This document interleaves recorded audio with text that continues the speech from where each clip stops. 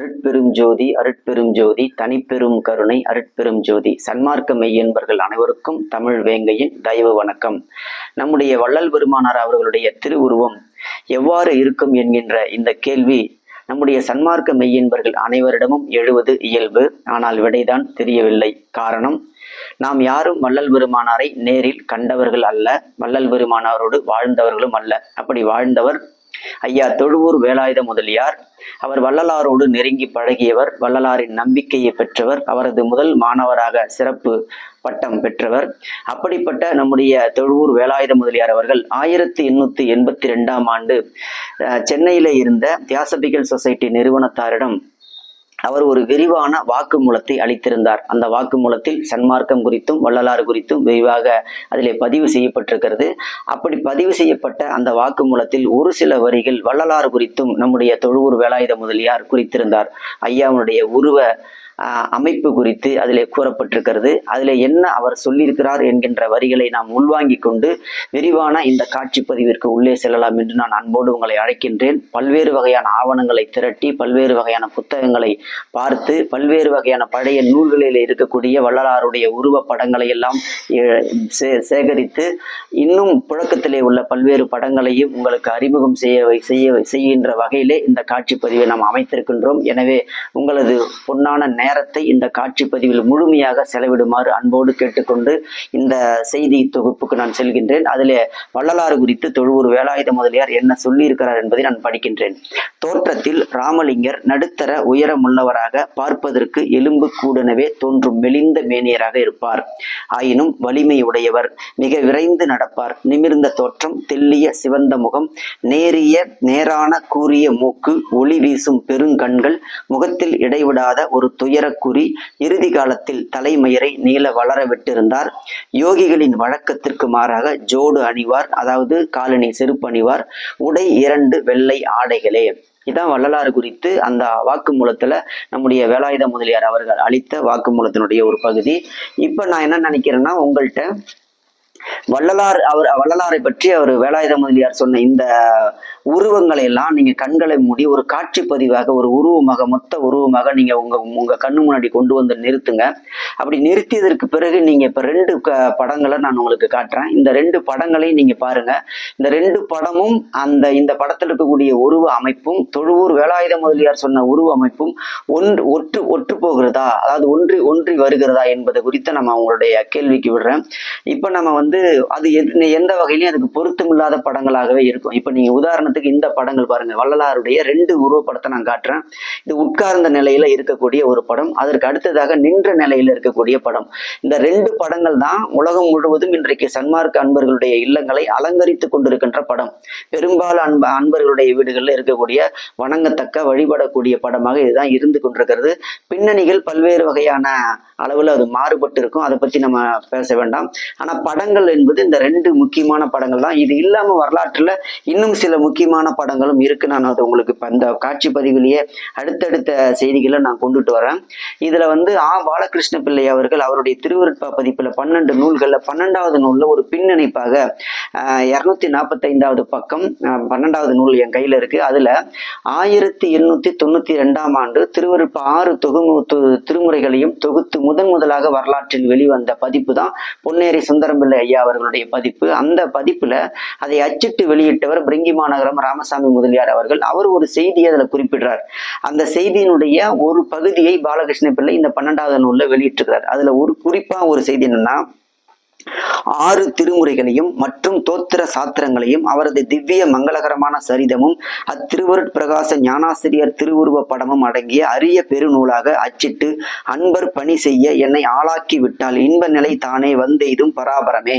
வள்ளலாருடைய வாழ்க்கை வரலாற்று சுருக்கம், அவரது திருவுருவ படம், இது 2த்தையும் தாங்கி வெளியிட வேண்டும் என்கின்ற பெரு விருப்பத்தை பிரிங்கி மாநகரம் ராமசாமி முதலியார் அவர்கள் வெளிப்பட்டிருக்கிறார். அவர் வெளிப்படுத்தியது போலவே அந்த புத்தகத்துல வள்ளலார் வள்ளலாருடைய படங்கள் இடம்பெற்று இருக்காது என்பது என்னுடைய தனிப்பட்ட ஆய்வு. ஒருவேளை அப்படி அந்த புத்தகத்துல வள்ளல் பெருமானாருடைய படங்கள் இடம்பெற்றிருந்தால் அதற்கு பிந்தைய பதிப்புகள், குறிப்பாக பல்வேறு வகையான அறிஞர் பெருமக்கள் அச்சிட்டு வெளியிட்ட அந்த திருவருட்பாவினுடைய பதிப்பு நூல்கள் அந்த படங்கள் நிச்சயமாக இடம்பெற்றிருக்கும். அப்படி இடம்பெறவில்லை என்பதுதான் என்னுடைய முக்கியமான ஆய்வு. அதுல குறிப்பா நம்முடைய கந்தசாமி பிள்ளை ஐயா அவர்களுடைய திருவருட்பா 1924ஆம் ஆண்டு வெளியிட்ட அந்த புத்தகத்துல ஒரு முக்கியமான ஒரு குறிப்பு, இந்த நம்முடைய கருத்துக்கு பொருத்தமான ஒரு கருத்து. 55வது பக்கத்துல சொல்றாரு, ஒரு கால் அன்பர்கள் வள்ளலாரது திருவுருவத்தை புகைப்படத்தில் பிடிக்க வேண்டும் என்று விரும்பி சென்னையில் பிரசித்தியாயிருந்த மாசிலாமணி முதலியார் என்பவர் 8 தரம் பிடித்தும் திருமுகமும் திருக்கரமும் திருவடிகளும் அதில் விழாமல் வெள்ளை வேட்டி மாத்திரம் விழுந்தது கண்டு மனம் வருந்தினார். அதாவது வள்ளலார 8 முறை படம் எடுக்க முயன்றும் அவருடைய திரு உருவமோ கையோ காலோ எதுவுமே அதுல பதிவாகவில்லை, வெள்ளை வேட்டி மட்டுமே அதுல பதிவாகி இருந்தது அப்படிங்கிற ஒரு செய்தி இதுல குறித்திருக்கிறார். அதற்கு அடுத்ததாக அதே பக்கத்துல ஒரு கீழே அடிக்குறிப்பு போட்ட ஒரு முக்கியமான ஒரு செய்தி, பண்ருட்டியிலிருந்து குயவன் ஒருவன் வள்ளலாரிடத்தில் அன்பு கொண்டு அவரது திருவுருவத்தை மண்ணால் அமைத்து உரிய வண்ணங்களை தீட்டி வள்ளலார் திருமுன்பு கொண்டு வந்து காட்டினான். வள்ளலார் அதை எடுத்துக்கொண்டு தர்மசாலைக்கு வெளியே வந்து பொன்னான மேனி மண்ணாயிற்று என்று கூறி 2 கைகளையும் விட்டு விட்டார். அதை உடனே சிலை உடைஞ்சு போச்சு, அது விழுந்து தூளாகியது. பிறகு அவன் வேறு ஒரு உருவம் அமைத்தான், உருவத்திலிருந்துதான் புகைப்படம் எடுத்து வழங்கி வருகிறது அப்படின்னு. அதாவது அந்த சிலையை வள்ளலாரே போட்டு உடைச்சிட்டாரு.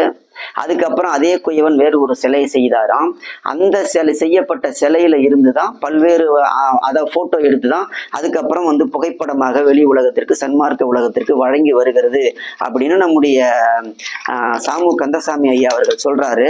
ஆனா அப்படி சொன்னவர் அவருடைய புத்தகத்துல, அவருடைய திருவருட்பா பதிப்புல வேற ஒரு படம் வருது. அதாவது இந்த படம் தான் அவருடைய புத்தகத்துல இருக்கக்கூடிய படம். இது நம்முடைய கந்தசாமி பிள்ளை ஐயா அவர்களுடைய பதிப்புல வள்ளலாருடைய படம் பார்த்தீங்கன்னா கிட்டத்தட்ட ரொம்ப கொடூரமா இருக்கும். அதாவது நம்முடைய தொழுவூர் வேலாயுத முதலியார் சொன்ன வாக்குமூலத்துக்கு தகுந்த மாதிரியான படம் இது நிச்சயமா கிடையாது. இதெல்லாம் வந்து அந்த காலத்துல வரைந்திருந்த படமா தான் நம்ம இதை எடுத்துக்க முடியுது.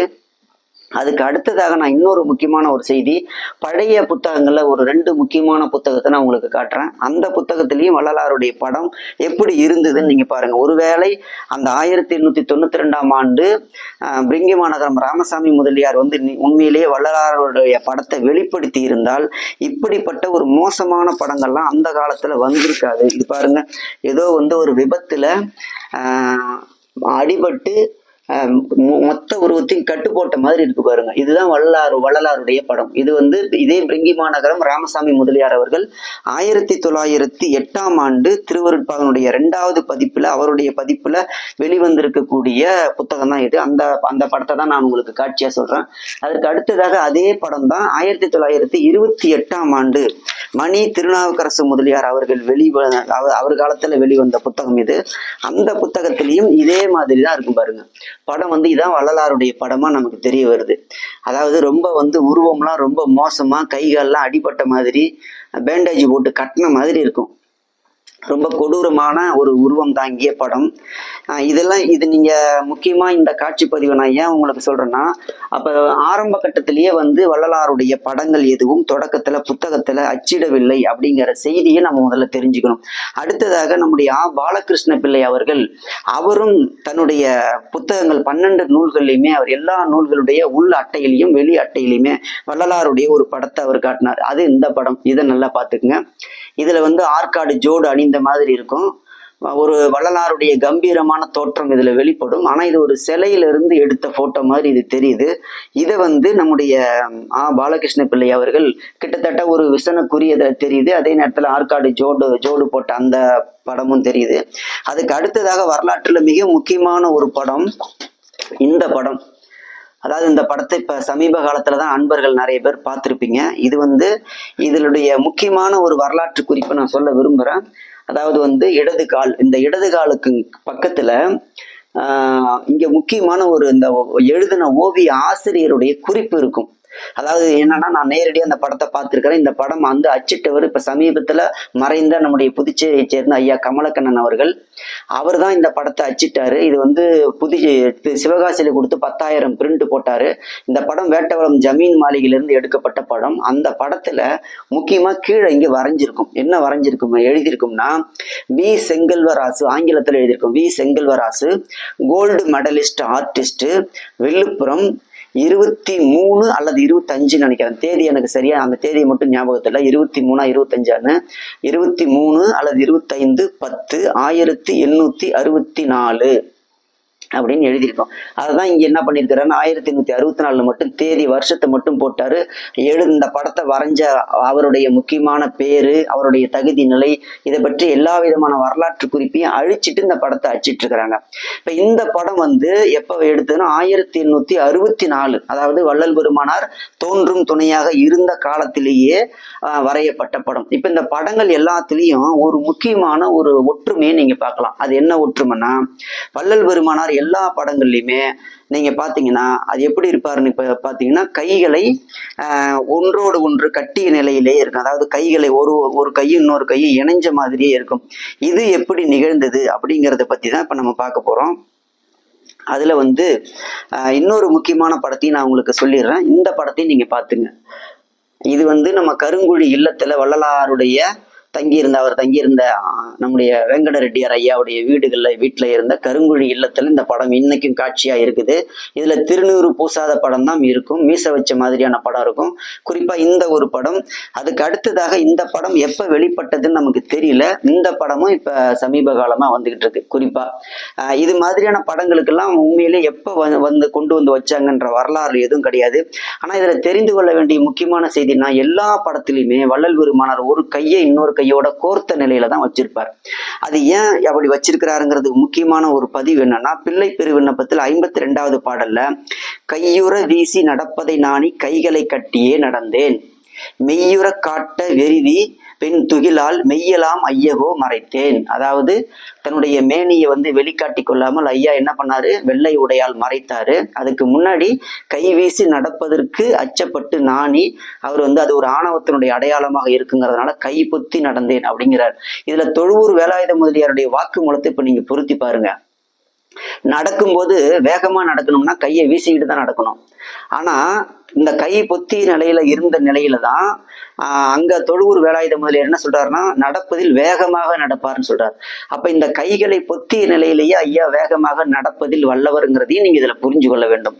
ஆக இப்ப நீங்க என்ன பார்க்கணும்னா, அப்ப வந்து கையை வந்து பொத்திய நிலையில் ஐயா வைத்திருந்ததை தெரிந்து கொண்டுதான் இங்க எல்லாருமே வரைந்த படங்கள் அத்தனையிலுமே என்ன இருந்துச்சு, கைகளை பொத்தியே வரைந்து வைத்தார்கள். இப்ப நீங்க இன்னொரு முக்கியமான ஒரு கேள்வி ஆய்வு கண்ணோட்டத்துல கேட்கலாம். பிள்ளை பெருவிண்ணப்பம் வெளிவந்தது எப்ப, 1885ஆம் ஆண்டு 6ஆம் திருமுறையில தான் அது வெளிவருது. ஆனா நீங்க சொன்ன இந்த 1864ஆம் ஆண்டு வி செங்கல்வராசு என்கிற ஒரு ஓவியர் எப்படி வள்ளலார வந்து கையோட கை பொத்தன மாதிரி வரைந்திருக்க முடியும் அப்படிங்கிற ஒரு கேள்வி. அதுக்கு 2 காரணம் தான் விடையா இருக்க முடியும். ஒன்று, வள்ளலார் இப்படி இருப்பார் என்று யாராவது சொல்லி அவர் வரைந்திருக்க வேண்டும். ஒன்று, அப்படி இல்லை என்றால் வரைந்த அந்த ஓவியரே வள்ளலாரை நேரில் கண்டிருக்க வேண்டும். இதுதான் 2 செய்தி. இதுல 3வதா இன்னொரு செய்தியை நம்பத்தகுந்த செய்தி அது கிடையாது. ஆனா அப்படி ஒரு கருத்து பரப்பப்பட்டு வருகிறது. அது என்னன்னா, வேட்டவளம் ஜமீன் மாளிகையில வள்ளலாரை நிக்க வச்சு வரைஞ்சாரு அப்படிங்கிற ஒரு செய்தி. 8 முறை விஞ்ஞானத்தின் துணையோடு, ஒரு கேமராவின் துணையோடு வள்ளலாரை 8 முறை படம் எடுக்க முயற்சி செய்தும் அந்த திருவுருவம் ஒரு கேமராவுக்குள் சிக்காத போது ஒரு ஓவியனுடைய தூரிகைக்குள் சிக்கியது என்பது நம்பும்படியாக இல்லை. அது முக்கியமான செய்தி. ஆக வள்ளலாரை தன்னுடைய மனக்கண் முன்னால் கொண்டு வந்து நிறுத்தி அந்த ஓவியர் அப்படி வரைந்திருக்க வேண்டும். ஏன்னா இந்த படமும் ஒரு விசனக்குறி தெரிகின்ற அந்த ஒரு சோகமான உருவம் மட்டும் தெரிகிறத தவிர தொழுவூர் வேலாயுத முதலியார் சொன்ன மற்ற எல்லா அம்சங்களும் இந்த படத்திலும் பொருந்தி வரவில்லை என்பதை நாம் இதுல கவனத்தில் நாம் முக்கியமாக கொள்ள வேண்டும். அதற்கு அடுத்ததாக இப்ப இன்னொரு முக்கியமான ஒரு செய்தியும் நம்ம பார்க்கலாம். அது என்னன்னா, நம்முடைய 1867ஆம் ஆண்டு தொழுவூர் வேலாயுத முதலியார் அவர்கள் முதல் 4 திருமுறையை வெளியிட்டார். அந்த முதல் 4 திருமுறை வெளியிட்ட போது எந்த வகையான புகைப்படங்களையும் வள்ளலாருடைய புகைப்படங்களையும் அதுல இடம்பெறவில்லை, அச்சிடவில்லை. ஆனா இப்ப நீங்க சன்மார்க்க அன்பர்கள் நிறைய பேர் கேள்வி கேட்கலாம், நம்முடைய புத்தகத்துல ஐயா வெங்கட்டையா வெளியிட்டிருக்கிற புத்தகத்துல இது மாதிரி ஒரு படம் இருக்குதே, அதாவது அவர் இப்ப சமீபத்துல வெளியிட்ட புத்தகங்கள் சில ஆண்டுகளுக்கு முன்பு முதல் 4 திருமுறை, அதிலே 5ஆம் திருமுறை உள்ளடக்கி இருக்கும், 6ஆம் திருமுறை தனியாக இருக்கும். அந்த புத்தகத்துல இது மாதிரியான ஒரு படத்தை அவர் வெளியிட்டுக்கிறார். இந்த படத்தை நீங்க பாருங்க. இவரே தான் சாமு கந்தசாமி ஐயாவுடைய புத்தகத்தை பதிப்பையும் வெளியிட்டவர். ஆனா இது ஒரு இடைச்செருகலாக இந்த புத்தகத்தில் கொண்டு வந்த ஒரு படம். காரணம் என்னன்னா, இதுல நீங்க இந்த படத்தை நீங்க நல்லா உற்று கவனித்தாலே தெரியும், வள்ளல் பெருமானார் தன்னுடைய பெயரை வெளிப்படுத்துவதற்கே விரும்பாத போது திருவருட்பாவினுடைய முதல் 4 திருமுறையில அவருடைய படத்தை வெளியிட்டார் என்பது நம்பும்படியாக இல்லை. அது மட்டுமல்லாமல் இந்த படம் உண்மையிலே இவ்வளவு தெளிவாகவும் அழகாகவும் இருக்கிற இந்த படம் 1867 வெளிவந்திருந்தா அதுக்கு பிறகு வெளியிடப்பட்ட பொன்னேரி சுந்தரம் பிள்ளை பதிப்பு, பிரிங்கி மாநகரம் ராமசாமி முதலியார் பதிப்பு, சாமு கந்தசாமி பிள்ளை பதிப்பு, அதுக்கு அடுத்ததாக நம்முடைய பாலகிருஷ்ண பிள்ளை பதிப்பு, எல்லா பதிப்பிலுமே இந்த படங்களே இடம்பெற்றிருக்கும். ஆனா அந்த காலகட்டத்துல படங்கள் இடம்பெறவில்லை. பிற்சேர்க்கையாக இவர் அச்சிடுகின்ற போது, ஐயா வெங்கட்டையா அச்சிடுகின்ற போது பிற்சேர்க்கையாக, அதாவது இடைச்சேர்களாக இந்த படத்தை அவர் உள்ளே நுழைத்து விட்டார். இதே படங்கள் தான் அவர் வெளியிட்ட 6ஆம் திருமுறை புத்தகத்திலையும் இருக்கும் என்கின்ற ஒரு செய்தியை நான் உங்களிடத்துல சொல்லிக்கிறேன். இப்ப நம்ம எந்த ஒரு முடிவுக்கு வர்றது, வள்ளல் பெருமானாருடைய உருவத்தை எப்படிதான் நம்ம முடிவுக்கு கொண்டு வருவது அப்படின்னு சொன்னா, எந்த முடிவுக்குமே வர முடியாதுங்கிறதான் உண்மை. உண்மையிலே நான் ஒரு செய்தியை நான் சொல்றேன்.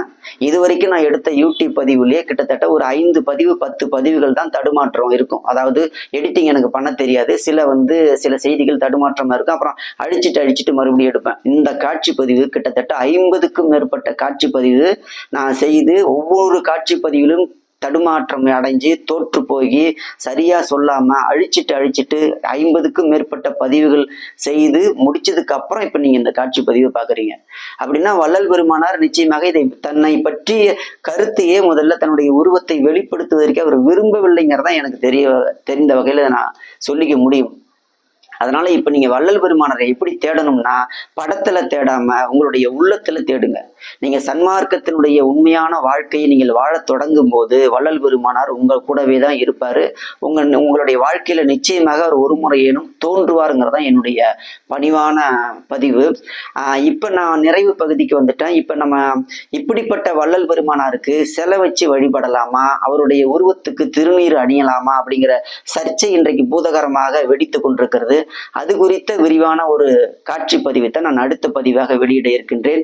நன்றி, வணக்கம்.